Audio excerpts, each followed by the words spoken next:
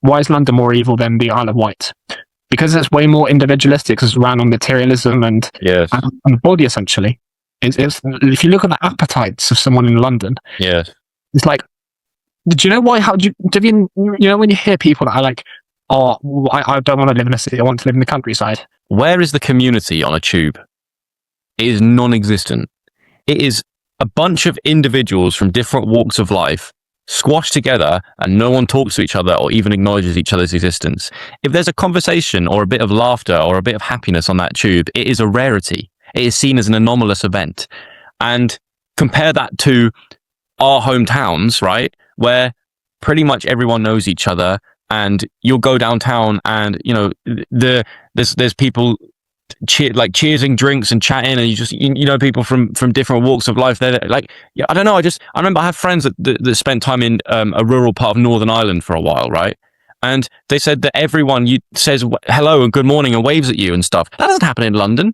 And I think you've pointed something out brilliantly about the materialist capitalist world we live in, silently whispering this narrative of self over community. It's about your career. It's about your life. It's about what you have. And, you know, obviously those things have got us material wealth and comfort in the culture that me and you are lucky enough to live in, but I don't think it serves us spiritually. And that's why it worries me that if people don't have some kind of faith system, and I use that term to encapsulate religions and spirituality together, if you don't have a faith system that shows you the dangers of self-prioritization, then you can fall into a very dark rabbit hole.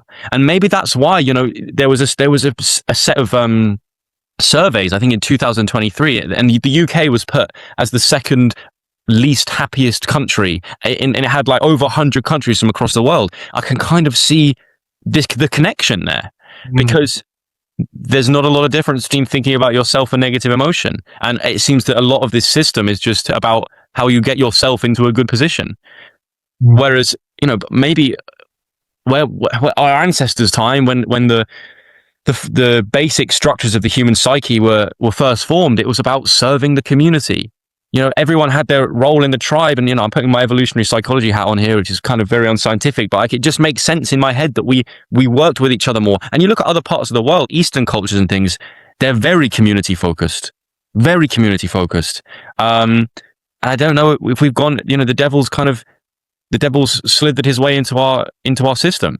And maybe that's quite a controversial thing to say, but I think you need to have awareness of this stuff, because, I mean, this pride thing, May, is something I learned this week, and it's been in my head a lot, because I'm like, I am so prideful about things. And I thought I was like doing good in that my life's pretty comfortable, and like I have some pretty good habits, and I avoid the bad habits. You know, I don't vape, I don't drink, I don't like spend loads of time on TikTok and stuff, but the devil kind of sneaks in and makes me think I'm better than other people for that. And that's no different than being that person investing in that vice. And it's so hard to, especially be an athlete and not get possessed by pride. That is something I'm going to figure out over the next few months and really put some effort into, like, reading and writing about. Yeah, I'll pause there. It's courageous for you to admit that, because I think a lot of people feel the same. They're aware that they have pride, and it's so, like, temptatious. It's I think along this maybe comes, I was trying to think about why there's a lot of attention on this kind of snake archetype, which I think is obviously attributed to Harry Potter, but also the Garden of Eden and things like that. And it's because I think this energy, it does still kind of sliver in. It's slimy, it sticks.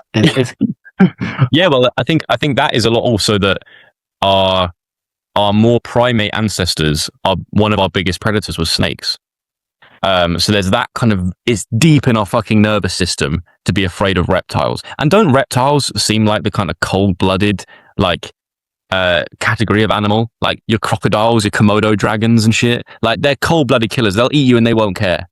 And it makes, and that's why it makes sense that the devil is a snake in the Garden of Eden. If the devil was a butterfly, you'd be a bit confused. But because he's a snake, it makes sense.